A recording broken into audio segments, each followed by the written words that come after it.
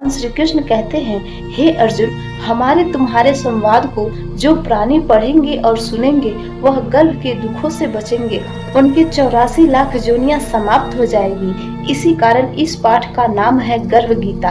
अर्थात अगर तुम अपने जीवन में भगवान की इन बातों का स्मरण रख आचरण करोगे तो तुम्हारा यह जीवन धन्य हो जाएगा और तुम मोक्ष को प्राप्त होगे। मेरे बच्चे, तुम मुक्ति को प्राप्त करोगे। Hello friends, welcome back to my YouTube channel. आज की इस वीडियो में मैं गर्भ गीता हिंदी में लेकर आई हूँ। इस वीडियो को आप ध्यान से सुनिए और दिल से अपने होने वाले गर्भस्थ शिशु के लिए प्रार्थना अवश्य कीजिए। गर्भावस्था प्रत्येक स्त्री के जीवन का सबसे विशेष समय होता है। इस समय गीता का पाठ सर्वोत्तम बताया गया है। गीता के श्रेष्ठ चिंतन से शिशु दिव्य गुणों को पाकर अपना जीवन धन्य बनाता है। ऐसी संतान संपूर्ण मानव जाति के लिए हितकारी होती है। गर्भ गीता में भगवान श्री कृष्ण अर्जुन को कर्म से बंधे जन्मों की व्याख्या करते हैं और बताते हैं कि जीवन में सुख दुख किन कर्मों के कारण पाते हैं। गुरु दीक्षा क्या होती है तथा भगवान जगन्नाथ कौन है, यह भी बताया कि कैसे मनुष्य आत्मज्ञान को प्राप्त कर मोक्ष या मुक्ति पाता है। आइए इस अति लाभकारी संवाद को श्रद्धा पूर्वक शुरुआत करते हैं।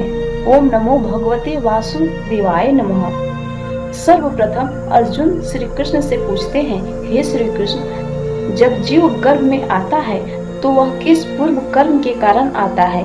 हे मधुसूदन, प्राणी जन्म से पूर्व गर्भावास की पीड़ा भोगता है। जीवन में उसे रोग कष्ट आदि होते हैं, बुढ़ापा आता है और उसकी मृत्यु हो जाती है। हे प्रभु, कौन से कर्म प्राणी को जन्म मरण से मुक्ति दिलाते हैं? श्री कृष्ण कहते हैं, हे अर्जुन, जो प्राणी संसार में लिप्त रहते हैं, संसार के नश्वर पदार्थों से प्रेम करते हैं, ऐसा प्राणी संसार की माया में फंसकर उसी कामना को करते हैं, लेकिन मेरी भक्ति नहीं करता, इसलिए वह बार बार जन्म मरण के चक्र में घूमता रहता है और वह दुख पाता है। अर्जुन, सुनने में यह थोड़ा अटपटा लगता है कि कैसे मनुष्य खुद को मुक्ति नहीं चाहता। आओ, यह बात समझाने के लिए मैं तुम्हें हमारे पुराणों की एक कथा सुनाती हूँ। एक बार एक पंडित जी थे। वे हमेशा भगवान से कहते कि हे प्रभु, मुझे मुक्ति दे दो। जब भी प्रार्थना करते एक ही स्वर में गूंजते, मुझे मुक्ति दे दो। एक बार भगवान स्वयं सामने आकर प्रकट हुए और बोले, चल मैं तुझे मुक्ति दे देता हूँ। पंडित जी एकदम से घबरा गए। उन्होंने कभी नहीं सोचा था कि ऐसा होगा।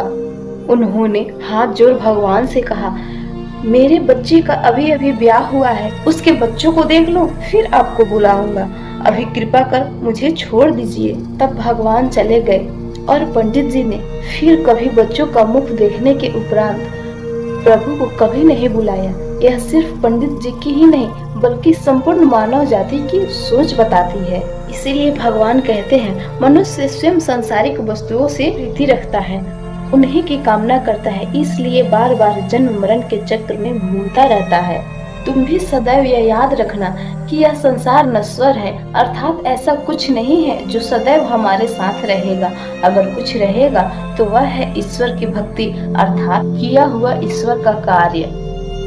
आगे फिर अर्जुन पूछते हैं, हे जनार्दन, हमारा मन मदमस्त हाथी की तरह है। वह काम, क्रोध, लोभ, मोह, अहंकार रूपी विकारों के वश में रहता है। इन 5 विकारों में भी अहंकार प्रबल है। हे ऋषिकेश, मन को कैसे वश में किया जाए, कैसे भक्ति में लगाया जाए? तब श्री कृष्ण कहते हैं, हे धनंजय, जिस प्रकार मदमस्त हाथी को एक छोटे से कुंडे द्वारा वश में किया जा सकता है, उसी प्रकार मन के छोटे छोटे अभ्यास से वश में किया जा सकता है। भक्ति और ज्ञान निरंतर अभ्यास से ही मिलते हैं। अर्थात मेरे बच्चे, मन को वश में करने के लिए तुम्हें निरंतर प्रयास करते रहना होगा। रोज अपने ज्ञान और अपनी भक्ति को बढ़ाना होगा। इसीलिए सदैव अच्छे लोगों के साथ अच्छा करना, अच्छी किताबें पढ़ना, यह तुम्हें निरंतर सही मार्ग पर सतत चलने की प्रेरणा देगी। फिर अर्जुन पूछते हैं, हे मधुसूदन, कोई प्राणी आपकी भक्ति के लिए वन खंडों में रहते हैं तो कोई बैरागी होकर भटकते हैं। हे प्रभु, आपकी भक्ति किसे मिलती है? श्री कृष्ण कहते हैं, मेरी खोज में वनों में भटकने या जगह जगह घूमने वाले वैरागी मुझे नहीं पा सकते। अगर इनमें अहंकार है तो अहंकारी प्राणी मुझे कभी नहीं पा सकते। शुद्ध हृदय वाला सतत अभ्यासी जो काम, क्रोध, लोभ, मोह और अहंकार जैसे 5 विकारों से दूर हो, वही मुझे प्राप्त कर सकता है। आओ, यही बात समझाने के लिए मैं तुम्हें हमारे देश के एक प्रसिद्ध संत रविदास जी की कथा सुनाती हूँ। संत रविदास जी साधारण मनुष्य के रूप में मोची परिवार में जन्मे थे। वे अपने जीवन में भी साधारणतः अपने पैतृक काम कर अर्थात जूता चप्पल बनाने का कार्य करते थे। इसी से वो अपना परिवार का भरण पोषण करते, किंतु वे ईमानदारी से अपना कार्य करते, पवित्र मन से सदैव ईश्वर की भक्ति करते रहते थे। तुम जानते हो, उनकी भक्ति से प्रसन्न होकर स्वयं माँ गंगा उनके पात्र में दर्शन देने हेतु आई थी। उसी समय ये लोकोक्ति बहुत प्रसिद्ध हुई, मन चंगा तो कठौती में गंगा। उनका मन सच्चा था तो स्वयं गंगा माँ उनकी कठौती में आ गई। मेरे बच्चे, यह कथा हमें बताती है कि अपना काम ईमानदारी से करना, मन पवित्र रखना और ईश्वर को सदैव स्मरण रखना, उनके अनुरूप आचरण करना, यही भगवान को पाने का मार्ग है। इसके आगे अर्जुन भगवान से पूछते हैं, मानव जन्म में वह इतने दुख क्यों पाता है? असहनीय दुखों का कारण क्या है? हे माधव, किन पापों के कारण किसी व्यक्ति की स्त्री मर जाती है, अल्पायु में उसके पुत्र मर जाते हैं, किस पाप से वह नपुंसक हो जाता है? हे दयानिधि, किस पाप के कारण प्राणी सदा रोगी रहता है और किस पाप से बोझा ढोने वाला पशु बनता है? आओ, यही बात समझाने के लिए मैं तुम्हें हमारे देश के एक प्रसिद्ध संत रविदास जी की कथा सुनाती हूँ। संत रविदास जी साधारण मनुष्य के रूप में मोची परिवार में जन्मे थे। वे अपने जीवन में भी साधारणतः अपने पैतृक काम कर अर्थात जूता चप्पल बनाने का कार्य करते थे।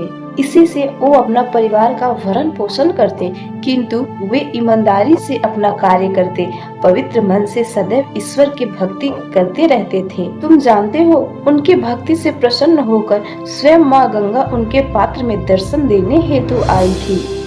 उसी समय ये लोकोक्ति बहुत प्रसिद्ध हुई, मन चंगा तो कठौती में गंगा। उनका मन सच्चा था तो स्वयं गंगा माँ उनकी कठौती में आ गई। मेरे बच्चे, यह कथा हमें बताती है कि अपना काम ईमानदारी से करना, मन पवित्र रखना और ईश्वर को सदैव स्मरण रखना, उनके अनुरूप आचरण करना, यही भगवान को पाने का मार्ग है। इसके आगे अर्जुन भगवान से पूछते हैं, मानव जन्म में वह इतने दुख क्यों पाता है? असहनीय दुखों का कारण क्या है? हे माधव, किन पापों के कारण किसी व्यक्ति की स्त्री मर जाती है, अल्पायु में उसके पुत्र मर जाते हैं, किस पाप से वह नपुंसक हो जाता है? हे दयानिधि, किस पाप के कारण प्राणी सदा रोगी रहता है और किस पाप से बोझा ढोने वाला पशु बनता है? प्राणी में दरिद्रता, अंधता तथा पुंगता आदि आने का कारण क्या है?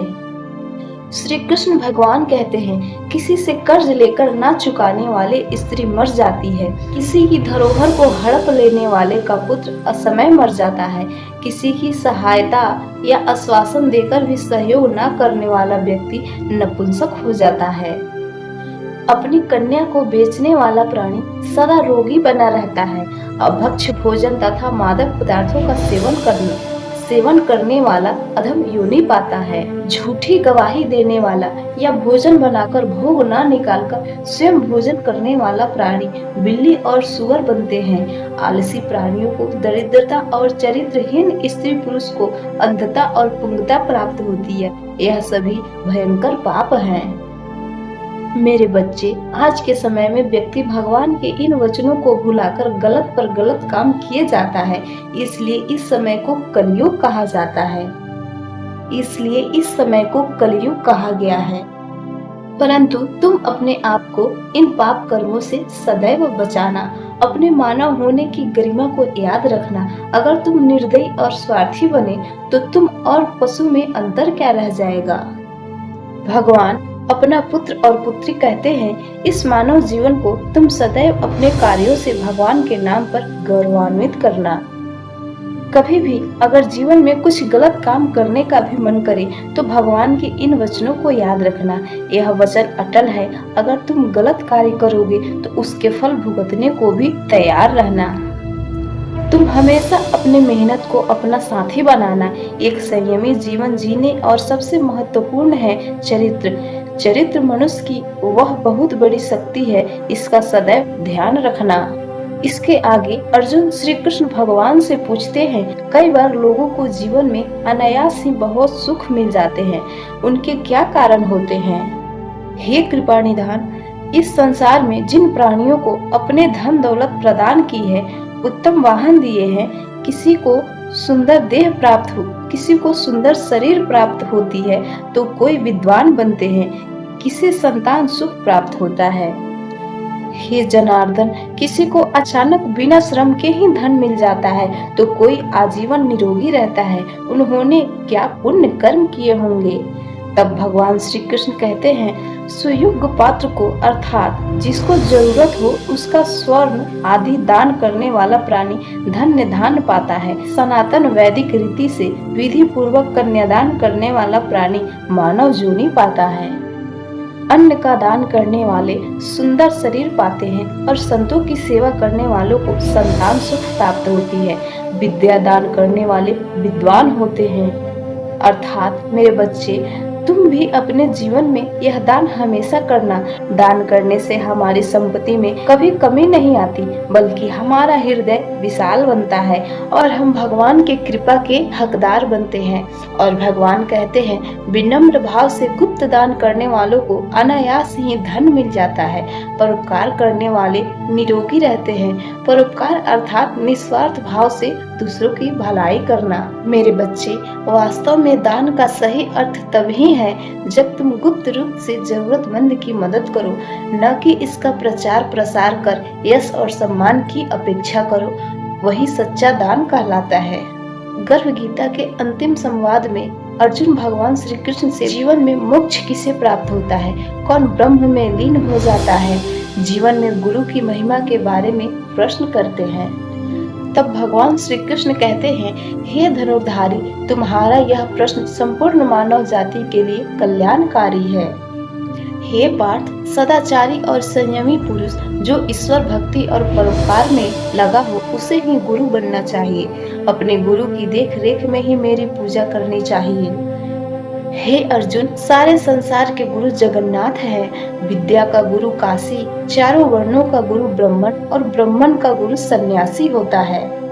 भगवान कहते हैं, सन्यासी कोई जाति नहीं, सन्यासी उसे कहते हैं जो सब कुछ त्याग कर मुझ में रम गया हो। वही ब्राह्मण है, वही मेरा भक्त है, वही सदगुरु है। देखो मेरे बच्चे, भगवान कितने साफ शब्दों में सदगुरु और सन्यासी की परिभाषा बताते हैं। यह भी बताते हैं कि अगर तुम ऐसे गुरु न पाओ तो सारे संसार के गुरु भगवान जगन्नाथ है, उन्हीं को गुरु मान अपना कार्य करना। गर्भ गीता के अंत में भगवान श्री कृष्ण कहते हैं, हे अर्जुन, हमारे तुम्हारे संवाद को जो प्राणी पढ़ेंगे और सुनेंगे वह गर्भ के दुखों से बचेंगे, उनके 84 लाख योनियां समाप्त हो जाएगी। इसी कारण इस पाठ का नाम है गर्भ गीता। अर्थात अगर तुम अपने जीवन में भगवान की इन बातों का स्मरण रख आचरण करोगे तो तुम्हारा यह जीवन धन्य हो जाएगा और तुम मोक्ष को प्राप्त होगे। मेरे बच्चे, तुम मुक्ति को प्राप्त करोगे।